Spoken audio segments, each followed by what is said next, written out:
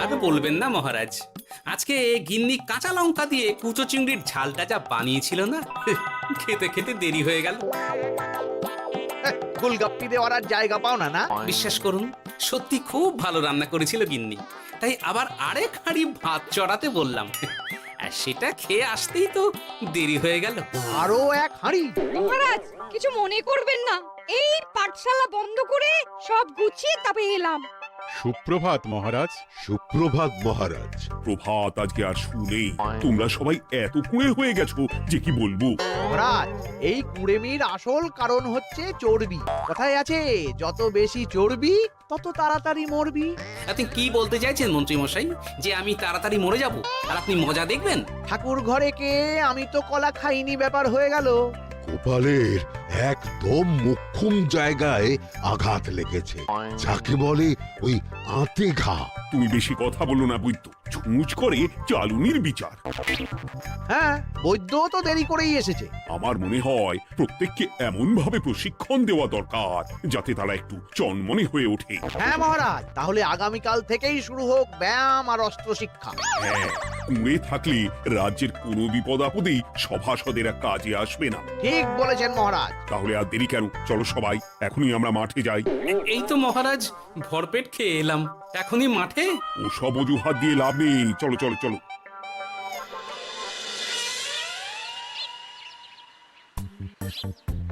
এবার সবাই সারিবদ্ধভাবে দাঁড়িয়ে পড়ো। এ কি, গোপাল কোথায়? মহারাজ, গোপাল আপনার পিছনে দাঁড়িয়ে আছে, চুপি চুপি। এই এই এই গোপাল, যাও যাও, মাঠের মাঝখানে গিয়ে দাঁড়াও। এই চাঁদি ফাটা রোদে কেন মহারাজ সুস্থ শরীরকে ব্যস্ত করছেন? এসব বাজে কথা শুনতে চাই না। শুয়ে বসে থেকে শরীরের কি অবস্থা করেছো? শরীরের নাম মহাশয়, যা সবে তাই সয়। তুমি যাবে না, তোমাকে এক্ষুনি বরখাস্ত করবো। কি জ্বালা! যেখানে আমার সব কাজ বুদ্ধি দিয়েই হয়ে যায়, সেখানে গায়ের জোরের কি দরকার? হ্যাঁ, এই গোপাল, আমি 1 থেকে 3 অব্দি গুনবো, তারপরে সবাই এই মাঠের ধার বরাবর 5 বার পাক দিয়ে দৌড়বে। ঠিক আছে মহারাজ, আমি প্রস্তুত। আমি রোগাপটকা আছি, কোনো সমস্যাই হবে না। হয়ে গেল। সবাই প্রস্তুত? 1 2 3। কি হলো গোপাল, দৌড়াও দৌড়াও। মহারাজ, এর থেকে বেশি জোরে পারবো না। আই, কে আছো? একটা কঞ্চি দাও। এই সেরেছে। বেশ হয়েছে, বেশ হয়েছে। ব্যাটার এবার চর্বি কমবে। কি হলো গোপাল, হ্যাঁ হয়ে গেল? হ্যাঁ?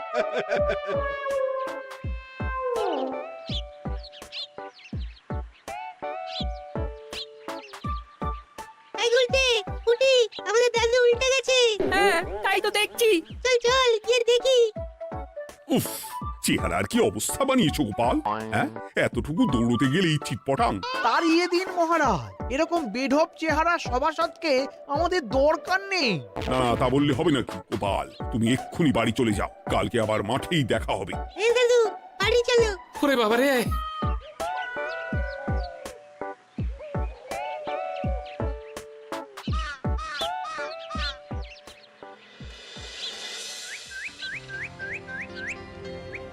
আরে ধুর ছাতার মাথা, তখন থেকে জল খেয়েই চলেছ। কি হয়েছে সেটা বলবে তো? শরীর চর্চা হয়েছে, শক্তি খরচা হয়েছে, আর পারছি না। উফ, বাপরে বাপ, কি পায়ে ব্যথা! এই জন্যেই আমি বলি বাবু, একটু বপুটাও নড়াও, কিন্তু কার কথা কে শোনে? ওরে বাবা, অকারণে সুস্থ শরীর ব্যস্ত করবো কেন বলো তো? বেশি নড়াচড়া করলেই আয়ু কমে যায়। তোমার এই বাজে কথা কোন শাস্ত্রে লেখা আছে শুনি? শাস্ত্রে কেন যাব, বাস্তবে জলজ্যান্ত উদাহরণ আছে। আমি মানতে পারছি না। হুম, মানতে পারছি না বললে তো হবে না, তোমাকে মানতেই হবে। বেশ, প্রমাণ করো। আমি যদি তোমাকে প্রমাণ করে দিতে পারি, তাহলে আজ থেকে বাড়ির বাজার দোকান করার দায়িত্বটাও তোমাকেই নিতে হবে। দিদা তুমি তো ফেঁসে যাবে, দাদুর সঙ্গে বাজি লড়বে না। এই বাদ দে তো, তোর দাদু আগে প্রমাণ করুক যে বেশি নড়াচড়া করলে বয়স কমে। হ্যাঁ তাহলে বাজি?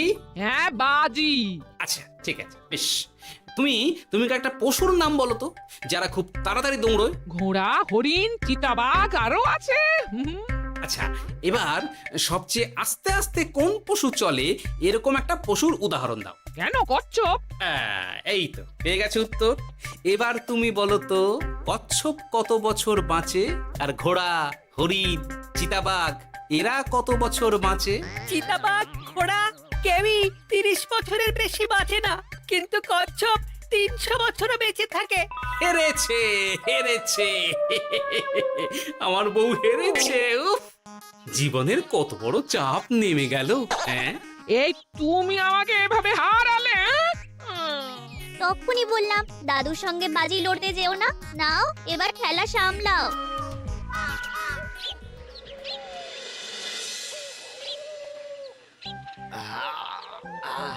আরো ভালো করে মালিশ কর। আজকে ছোটাছুটি করে পা দুটো বেশ ব্যথা ব্যথা করছে। কালকে তো আবার অন্য পরীক্ষা। আরে আমার হালকা চেহারা আছে, সব সামলে নেব। কালকে তো অস্ত্র চালনা হবে, কালকে আমি কাঁপিয়ে দেব। কাঁপাতে তো হবেই মন্ত্রী মশাই। আমরা আপনার শরীরে এমন ঘষা মাজা করে দেব না, মনে হবে আপনি না একটা জলযন্ত্র অস্ত্র, ওই অস্ত্র চালনা করতে যাচ্ছে। বাস এই তো চাই। ওরে বাবা, আস্তে আস্তে। আরে বাবা, আপনার তো ইস্পাতের শরীর, ভাঙবে তবু মচকাবে না। চিন্তা করছেন কেন? ভয় পাবেন না, ভয়কে জয় করতে হবে।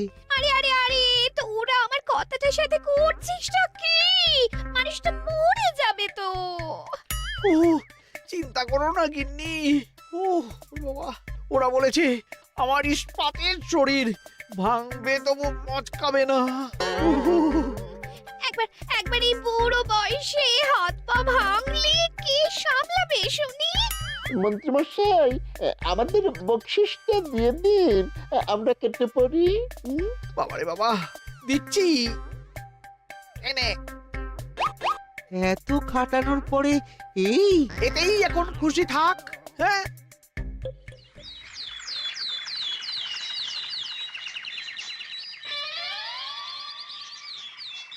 এবার তোমাদের সকলকে অস্ত্র শিক্ষা দেওয়া হবে। উফ, রোজ রোজ কি জ্বালাতনে পড়েছি, বাপরে বাপ। বাবা মা কাউকে ডাকার দরকার নেই, ভালো না লাগলে রাজসভা চাকরি ছেড়ে চলে যাও। মহারাজ, এটা তো উচিত নয়। যে যেটাই পারদর্শী তাকে সেটাই করতে দিন না। একটা বাঁদরকে যদি আপনি বলেন শিকার করে মাংস খেয়ে দেখা, সে কি পারবে মহারাজ? মহারাজ, গোপাল একটু বেশি কথা বলছে, ওকে আপনি বের করে দিন। আমি তোমার কথায় গলবো না গোপাল, তোমাদের সবাইকে এখন অস্ত্র শিক্ষা শিখতেই হবে। কর্তার ইচ্ছায় কর্ম, এখন তো আমার আর কিছুই বলার নেই। তাহলে আর দেরি কেন, তোমরা সবাই একটা করে ঢাল আর একটা করে তলোয়ার তুলে নাও।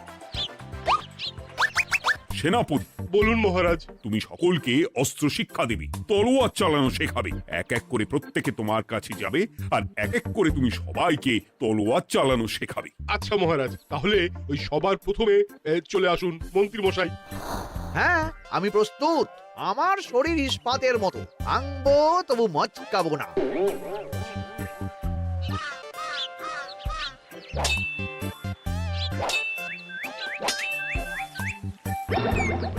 কি কেমন দিলাম?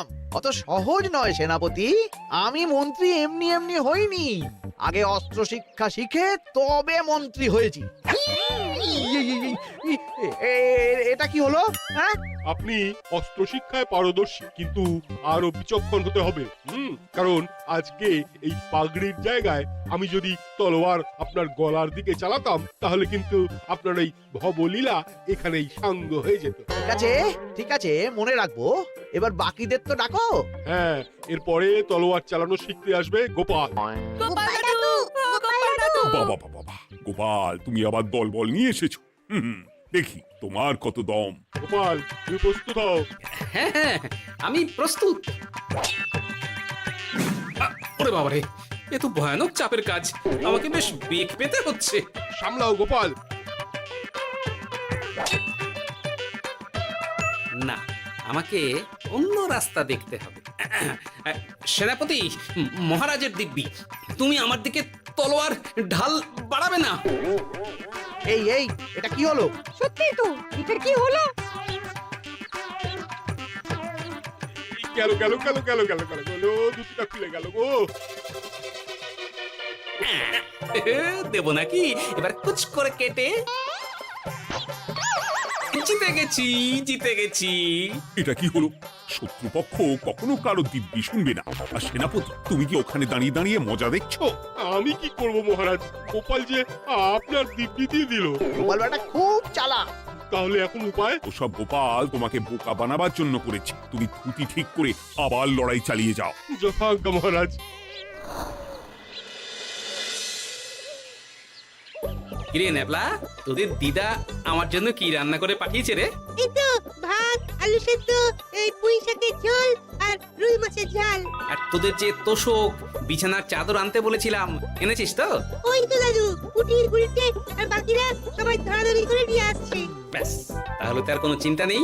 খেয়ে একটা জব্বর ঘুম দেব, কারণ এখানে যা রঙ্গ দেখছি তাতে বিকেল হয়ে যাবে। তলোয়ার শিক্ষা আজকের মতন এটুকুই থাক। এবার শুরু হবে বল্লম শিক্ষা। সবাই আবার আগের মতন সারিবদ্ধভাবে দাঁড়িয়ে পড়ো।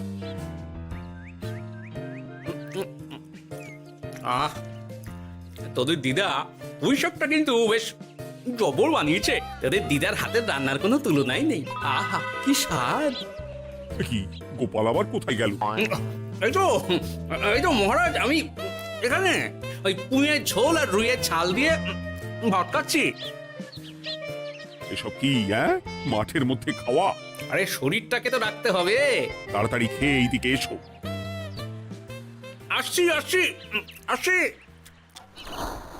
এবার আমি তোমাদের দেখাবো কিভাবে বল্লম নিয়ে তেড়ে যেতে হয়। দেখান মহারাজ। এ তো খুবই সোজা মহারাজ। ঠিক আছে, তাহলে বল্লম নিয়ে তেড়ে যাও দেখি। দিন, আপনার হাতের বল্লমটাই দিন। আরে আরে, গোপাল তো মাঠ থেকেই চলে গেল। আমি ডেকে আনছি মহারাজ। আরে আরে ও গোপাল, গোপাল, মহারাজ ডাকছেন, থামো থামো। মহারাজ বলেছেন বল্লম নিয়ে তেড়ে যেতে, তেড়ে গিয়ে আবার ফিরে আসতে তো উনি বলেননি। আরে এ তো মহা মুশকিল। উনি এক্ষুনি তোমাকে মাঠে ফিরতে বললেন। সেটা আপনাকে বলতে পারে সেনাপতি, আমাকে তো বলেনি। আমি চললাম।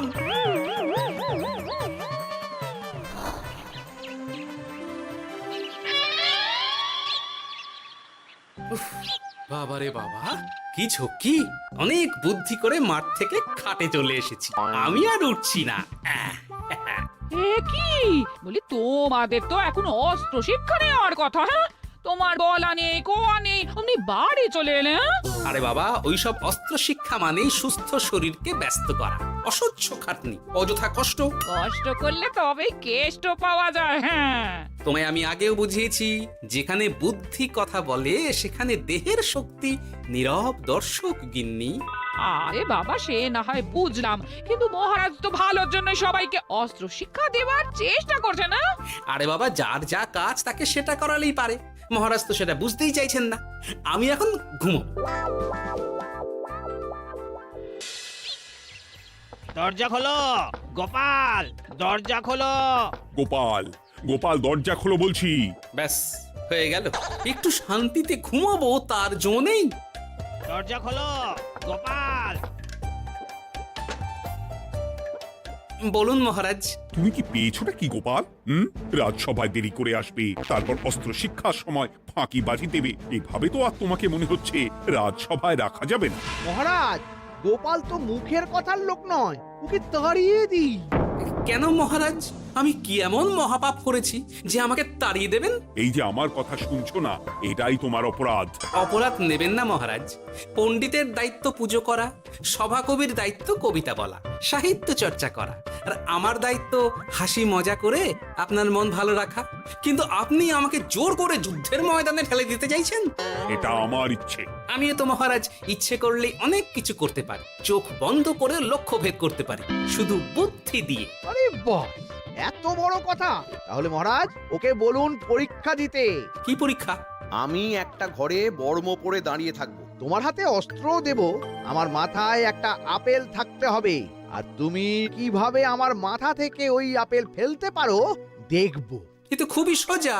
কি গোপাল, তাহলে লড়বে নাকি বাজি? হ্যাঁ, লড়তে রাজি আছি তাহলে আজ রাতেই হয়ে যাক পরীক্ষা। যদি এই পরীক্ষায় উতরে গেলে তো ভালো, নইলে তোমার চাকরিটা গেল। গোপাল তুমি পারবে তো? সে দেখাই যাবে। আজ রাতে তাহলে রাজবাড়িতে দেখা হচ্ছে। যদি আমি এই পরীক্ষায় বিফল হই তাহলে আমার চাকরি আপনি কেড়ে নেবেন, আর যদি সফল হই তাহলে মন্ত্রী মশাইকে শাস্তি দেবেন। আমি নিজে সারা কৃষ্ণনগরে নাক্ষত দেব। বেশ, দেখা যাক।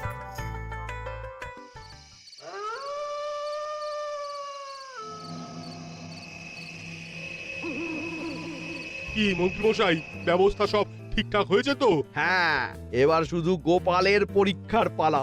আমি তাহলে বাইরে গেলাম, গোপালকে পাঠিয়ে দিচ্ছি।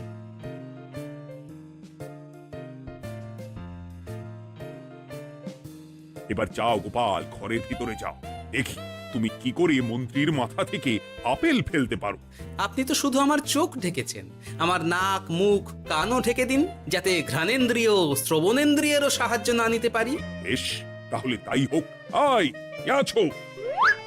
গোপালের মুখ নাক আর কান ঢাকো।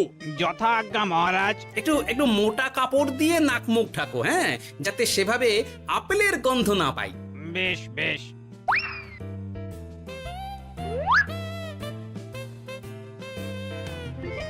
যাও গোপাল। গোপাল, এবার তোমার চাকরি গেল। এবার তুমি কি করবে? কি করবে? দৌড় ঝাঁপে ফাঁকিবাজি? হ্যাঁ?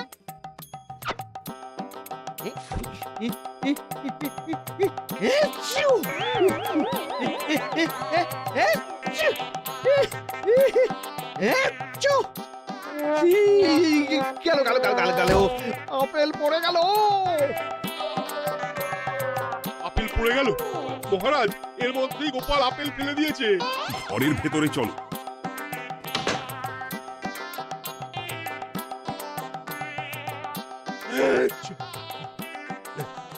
এ কি? ওরে বাবারে বাবা, কি ঝাঁজ! ওরে বাবারে বাবা! কি মহারাজ, দেখলেন তো গোপালের চমক? অস্ত্র ছাড়াই আপেল ফেলে দিলাম। কি? এটা তো তুমি নীতি বিরুদ্ধ কাজ করেছো। সারা ঘরে নস্যি ছড়িয়ে দিয়েছো। মহারাজ, হাত থেকে আপেল পড়ে গেছে। এবার সারা কৃষ্ণনগরে নাক্ষত দিতে হবে। সত্যি সত্যি গোপাল, বুদ্ধি তো তোমার জুড়ি মেলা আভার। আমার নাম গোপাল ভাঁড়। একটা কথা মনে রাখবেন, কেউটে সাপের লেজে পা দেবেন না, আর গোপালের কাজে বাধা দেবেন না। যে কাজ বুদ্ধি দিয়ে করা যায় তার কাছে শক্তি ছোট্ট শিশু মাত্র। সত্যি গোপাল, আজ তুমি সেটাই প্রমাণ করে দিলে। আর আজ থেকে তোমাকে তোমার ইচ্ছার বিরুদ্ধে খাটাবো না। তুমি খাও দাও, ভুড়ি বানাও। যার যা কাজ সে তাই করবে। যেমন এখন মন্ত্রী মশাই নাক্ষত দেবেন। হ্যাঁ, ভুল করে বাজি ধরে ফেলেছি, এখন নিজেই চাপে পড়ে গেলাম। তাহলে আর দেরি কেন? নাক্ষত এখন থেকেই শুরু হোক। কৃষ্ণনগরের রাস্তা শেষ হতে হতে সকাল হয়ে যাবে।